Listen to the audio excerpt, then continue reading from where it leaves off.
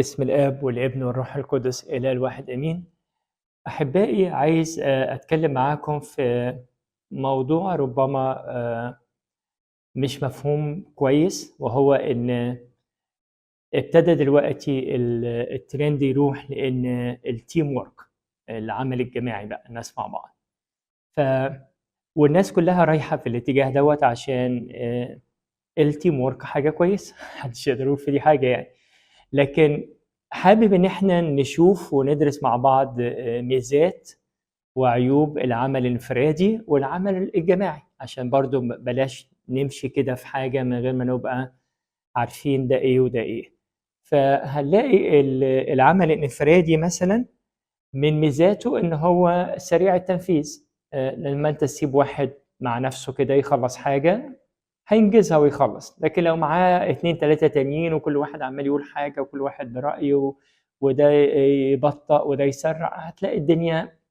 لكن ميزة العمل الانفرادي خلصت، هيقعد على حاجة يخلص، خلصت خلاص. فميزته ان هو سريع التنفيذ. برضه زي ما كنا بنقول في وسط الكلام ان هو مفيش بقى جدال ونقاش وفكرة طالعة مش عارف من فين وحاجة ايه، لا هو ركز وخلص وخلص. فميزة تانية برضو ما فيش جدال ونقاش، يعني فهو سريع التنفيذ ما فيش جدال ونقاش كتير. سهولة المتابعة التنفيذ لأن هو نفس الشخص فنفس الشخص اللي هو عمل الحاجة ديت هي ممكن يبص عليها بعد يومين أو ممكن يتابعها راحت لغاية فين لما وصلت مثلا العميل ولا حاجة. سهل إن هو نفس الشخص اللي عمل نفس الشخص اللي بيتابع، فالتنفيذ والمتابعة الاتنين بيبقوا بطريقة سهلة.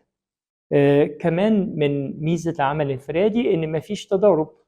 أنت ممكن تلاقي ناس تشتغل مع بعض، بس أنا عملت حاجة واتأخرت في الشغل وخلصتها، جه واحد تاني ما يعرفش إن أنا عملت كده، راح تاني يوم الصبح اشتغل عمل حاجة العكس، فالدنيا باظت. اتنين اشتغلوا في نفس الحاجة بس مش بينسقوا مع بعض، فالدنيا هتبوظ. فميزة العمل الانفرادي إن هو سريع التنفيذ، ان ما فيش جدال وافكار وحوار وكلام رايح وجاي، وان المتابعه فيه برضه سهله، وان ما فيش تضارب في العمل، ان هو نفس الشخص اللي بيشتغل هو نفس الشخص اللي بيكمل الشغل، فما فيش تضارب في اي حاجه. ايه عيوب بقى العمل الانفرادي؟ عيوب العمل الانفرادي ان هو محدود الامكانيات بامكانيه شخص. الافكار والابداعات كلها محصوره في فرد واحد، لكن لما يبقى مجموعه بتفكر وكل واحد طلع بفكرة من هنا ومن هنا هيقدروا يطلعوا إبداع ما كانش موجود عند شخص واحد، ده هم 4 5 مثلا مع بعض بيفكروا. فطبعا مشكلة أو عيب العمل الانفرادي إنه محدود الإمكانيات، لأنه بإمكانيات فرد واحد. طبعا زي ما قلنا محدود الإمكانيات هو برضه محدود الإبداعات، مش يعرف يبدع إلا بإمكانيات واحدة. محدود الإمكانيات برضه تتفهم على إن محدود في الوقت. يعني مثلا أنا قعدت أشتغل في مشروع بقالي مثلا 6 7 ساعات متواصلة عمال أشتغل ومركز جدا في المشروع، فجيت لغاية كده من نقطة وخلاص مخي أكسد مش قادر أكمل يعني. فلو إحنا تيم مع بعض هجيب واحد تاني من التيم وأقول له أنا لغاية كده مش قادر أكمل، أنت خد بقى من الخطوة دي وكمل. هو يمكن جه بعدي بساعتين 3 فهو لسه عنده طاقة وعنده تركيز وماله هيخش ويكمل. فهنا الإمكانية برضو إمكانية جهد وإمكانية وقت. فالعمل الانفرادي محدود في إمكانية الجهد والوقت، ومحدود في إمكانية الإبداعات برضو إن هو فرد بطوله يعني. والعمل الانفرادي ربما يتضارب مع أجزاء أخرى في المشروع. يعني لو أنا بشتغل في جزء من مشروع وأنا مش ملم بالحاجات التانية اللي موجودة فيه واشتغلت لوحدي، ممكن أنا أعمل حاجة في الجزء بتاعي تعمل مشكلة مع جزء تاني في المشروع، ما تخشش معاها في تناغم، فيبقى في مشكلة ويقعدوا بقى يظبطوا ويحطوا دي ازاي، طب صلح في دي، طب ارجع في دي.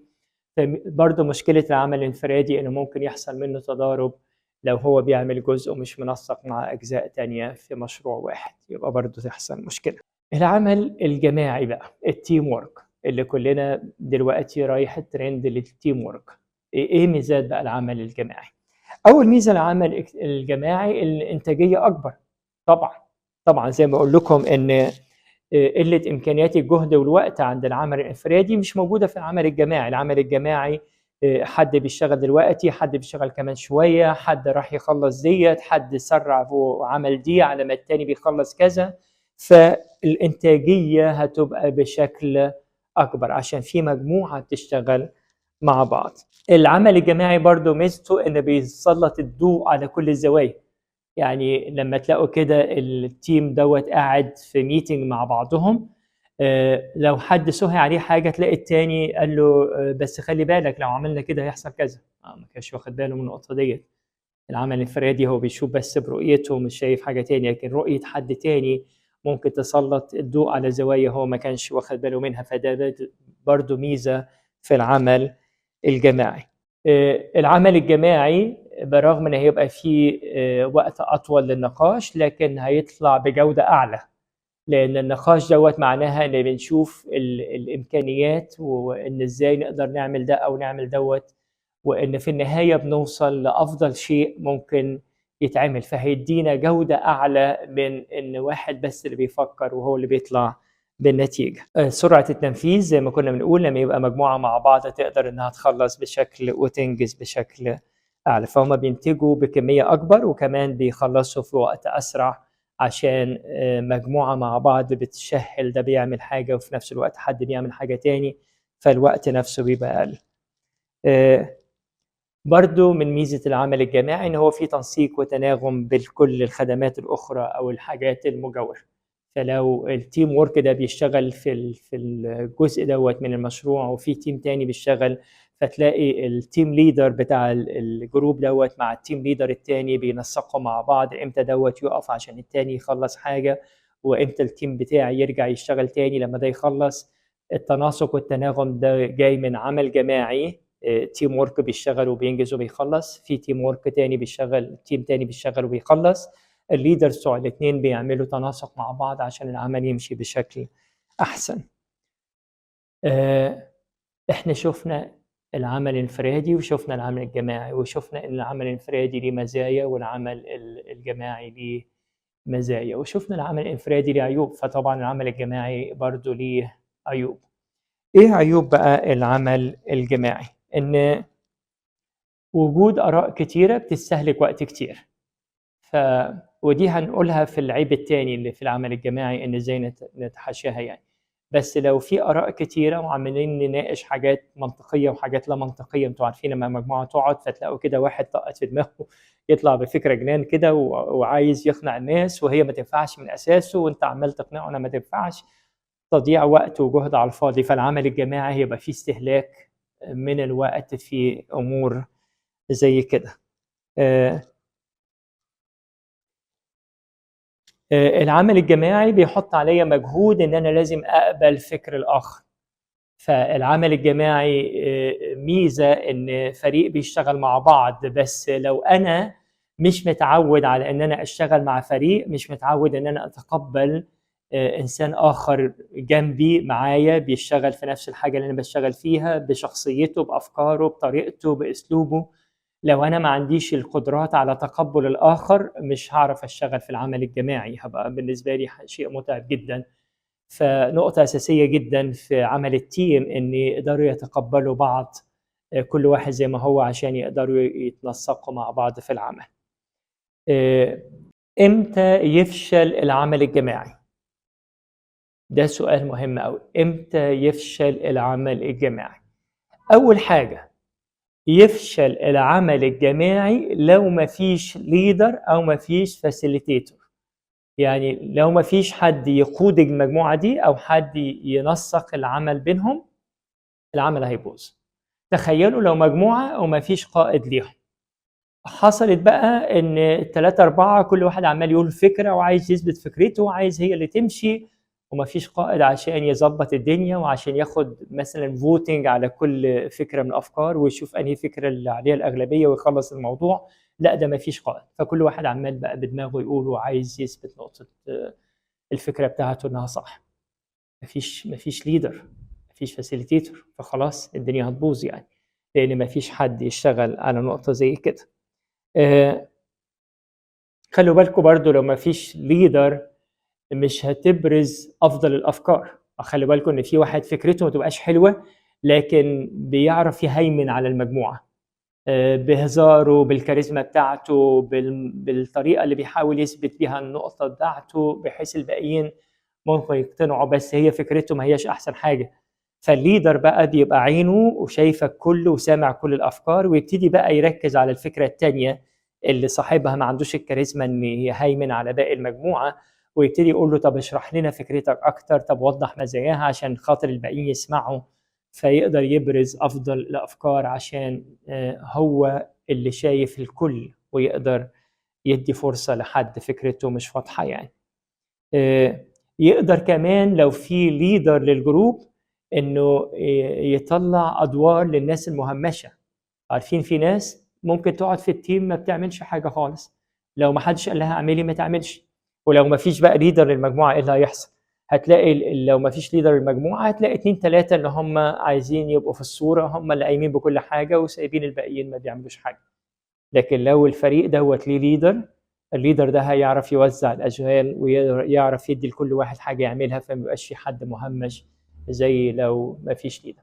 فامتى يفشل العمل الجماعي؟ لو ما فيش قائد او منسق للمجموعه عشان يقدر ينظم العمل لكل المجموعه مع بعض. امتى يفشل العمل الجماعي؟ لو في واحد بس في الفريق مشحون بطاقه سلبيه. يعني ايه بقى مشحون بطاقه سلبيه؟ يعني بنفكر مش عارف نروح المكان الفلاني ونبتدي فيه نعمل البروجكت بتاعنا ونسوق للفكره بتاعتنا هناك. دي منطقه زي الزفت، ده انت هتروح هناك هتلاقي الناس حالتهم صعبه، ده انت هتروح هناك تتضرب، ده انت هتروح هناك يسرقوك.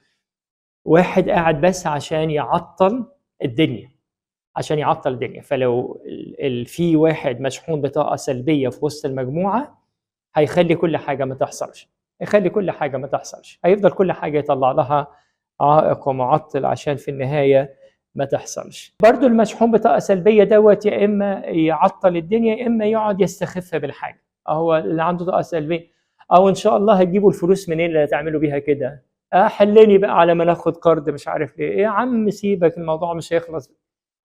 شغال تريقه وشغال سخريه عشان في النهايه يوجد روح احباط في وسط كل المجموعة إن الدنيا ما تنفعش تمشي. فلو المجموعة فيها إنسان مشحون بطاقة سلبية هيخلي المجموعة دي أو العمل الجماعي ده يفشل تمام الفشل. ده هيبوظ الدنيا، مش هيخلي المجموعة تقدر توصل لحاجة. برضو الحاجات اللي تخلي العمل الجماعي يفشل إن يبقى في المجموعة واحد بس مش مشحون بطاقة سلبية، واحد نظام بيبص لورا طول الوقت. يعني ايه بيبص لورا؟ يجي للمجموعه كده، ياه ايام ما كان مستر فلان هو القائد بتاعنا، ده احنا عملنا بدع، ده احنا عملنا كذا مشروع. اللي جاي ده ولا بيعرف يعمل حاجه. شوفوا التاني كان بيعرف يتكلم ازاي، شوفوا بتاعنا دوت دلوقتي ولا نافع. عمال يبص لورا طول الوقت. فبرضه زي المشحون بطاقه سلبيه دوت ما بيحبط المجموعه، اللي باصص لورا ده بيخلي الناس برضه تبقى ما عندهاش روح اقدام وشايفين ان الجديد دوت مش هيبقى بنفس كفاءة القائد اللي كان قبل كده، ولا هيقدر يمشي التيم زي ما كان اللي قبل كده ماشي.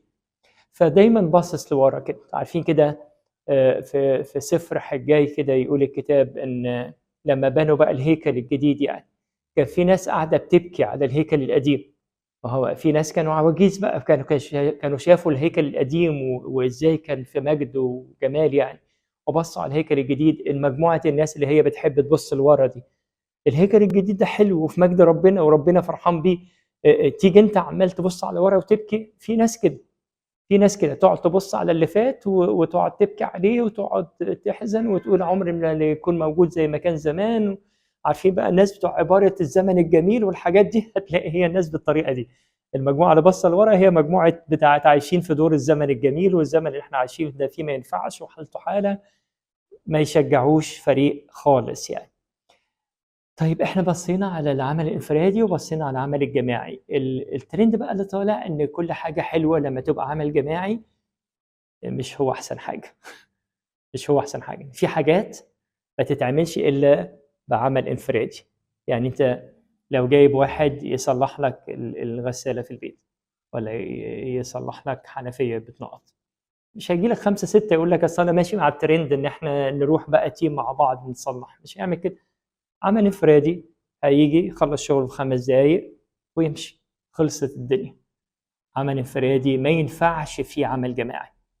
واحد بيشتغل في سوفت وير وقاعد يشتغل في بروجرام وقاعد يشتغل، وجاي واحد يقول له هي تعالى بقى اقعد جنبك على الكمبيوتر نشتغل مع بعض. تشتغل فين يا بابا؟ روح. انا مركز وعايز اعرف ان انا بخلصه وعايز كل تركيزي هنا، مش محتاجك. خلاص خلص الديل دان، ما تنفعش. ففي حاجات محتاجه عمل انفرادي وفي حاجات محتاجه عمل جماعي. فبلاش نبقى مع الهيصه ونقول التيم وورك احلى حاجه في الدنيا. لا، التيم وورك حلو في الحاجات اللي عايزه تيم، والعمل الانفرادي حلو في الحاجات اللي عايزه عمل انفرادي. لو جينا بصينا على القداس مثلا، هنلاقي القداس في عمل انفرادي وفي عمل جماعي. العمل الانفرادي فين؟ ما بتلاقيش 2 كهنة ولا 2 أسقفة بيصلوا نفس القطعة مع بعض. كل واحد فيهم بيصلي القطعة اللي في القداس دوت لوحده، عمل انفرادي. يأدي الجزء دوت ويجي على جنب، يجي ابونا التاني او نيافة الاسقف التاني يصلي الجزء التاني، خلاص عمل انفرادي. ما ردتش الشماس جوه الهيكل، ما بيردوش الشمامسه كلهم مع بعض، كل شماس بيرد لوحده. المردات الخارجيه، المردات الخارجيه يقول الكتاب كده يقول الشعب، فده عمل جماعي. العمل الجماعي دوت عشان يبقى في شكل هارموني وشكل حلو خالص، خدنا مجموعه حطيناهم شمامسه في الخورس وحفظناهم وراجعنا معاهم في كلاسز عشان يبقى صوتهم صوت واحد ونبره واحده، وهم يقودوا كل الشعب. يبقى العمل الجماعي بقى كله ده اللي هو المرد الخارجي ماشي في تناغم حلو خالص.